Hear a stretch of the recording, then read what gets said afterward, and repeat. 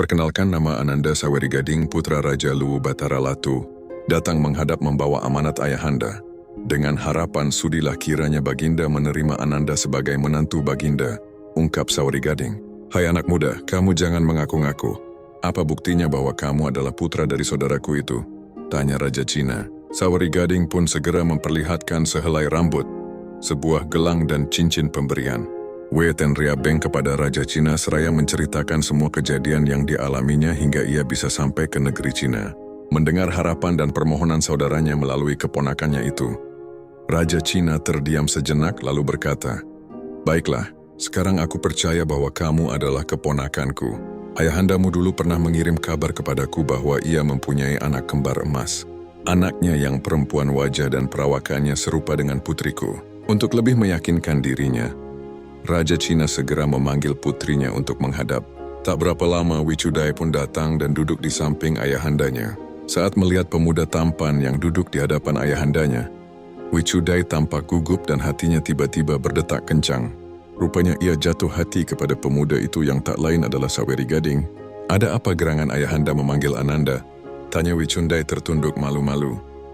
"Wahai putriku, ketahuilah, sesungguhnya orang yang melamarmu beberapa hari yang lalu ternyata sepupumu sendiri. Namanya Sawerigading, ayahanda bersaudara dengan ayahnya. Tapi, untuk meyakinkan kebenaran ini, cobalah kamu cocokkan panjang rambut ini dengan panjang rambutmu, dan pakailah gelang dan cincin ini." Pinta Raja Cina seraya memberikan sehelai rambut, sebuah gelang dan cincin itu kepada putrinya. Setelah Wicudai mengenakan gelang dan cincin tersebut, maka semakin yakinlah Raja Cina bahwa Sawerigading benar-benar keponakannya. Gelang dan cincin tersebut semuanya cocok dikenakan oleh Wicudai. Begitu pula rambutnya sama panjangnya dengan rambut Wei Tenriabeng. "Bagaimana putriku? Apakah kamu bersedia menerima kembali lamaran Sawerigading untuk mempererat tali persaudaraan kita dengan keluarga Sawerigading di Sulawesi Selatan?" tanya Raja Cina. "Baik, ayahanda. Jika ayahanda merestui, Ananda bersedia menikah dengan Sawerigading." "Ananda mohon maaf karena sebelumnya mengira Sawerigading bukan dari keluarga baik-baik," jawab Wicudai malu-malu. Betapa bahagianya perasaan Raja Cina mendengar jawaban putrinya itu. Demikian pula yang dirasakan Sawerigading karena lamarannya diterima. Dengan perasaan bahagia, ia segera kembali ke kapalnya untuk menyampaikan berita gembira itu kepada para pengawalnya dan memerintahkan mereka untuk mengangkat semua barang bawaan yang ada di perahu ke istana untuk keperluan pesta. 3 hari kemudian, pesta pernikahan itu pun dilangsungkan dengan meriah. Segenap rakyat negeri Cina turut berbahagia menyaksikan pesta pernikahan tersebut. Setahun kemudian, Sawerigading dan Wicudai dikaruniai oleh seorang anak dan diberi nama Lagaligo.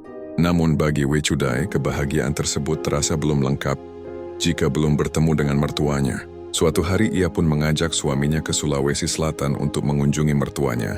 Mulanya, Sawerigading menolak ajakan istrinya, karena ia sudah berjanji tidak ingin kembali ke kampung halamannya karena kecewa kepada kedua orang tuanya yang telah menolak keinginannya menikahi saudara kembarnya.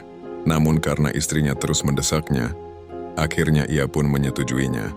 Keesokan harinya berangkatlah sepasang suami istri itu bersama beberapa orang pengawal menuju negeri Luwu. Akan tetapi mereka tidak membawa serta putra mereka, Lagaligo, karena masih bayi. Dalam perjalanan, Sawerigading bersama rombongannya kembali menemui banyak rintangan. Perahu yang mereka tumpangi hampir tenggelam di tengah laut karena dihantam badai dan gelombang besar. Berkat pertolongan Tuhan yang Maha Kuasa, mereka pun selamat sampai di negeri Luwu.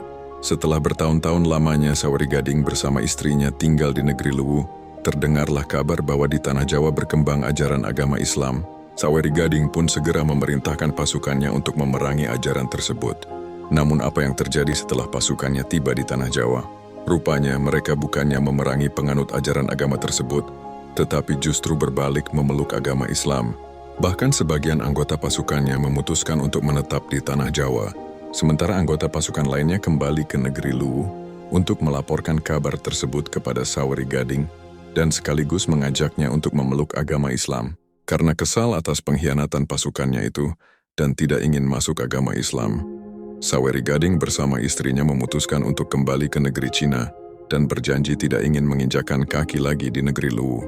Dalam perjalanan pulang ke negeri Cina, kapal yang mereka tumpangi karam di tengah laut. Konon pasangan suami istri tersebut menjadi penguasa Burik Liu atau Pertiwi. dunia bawah laut.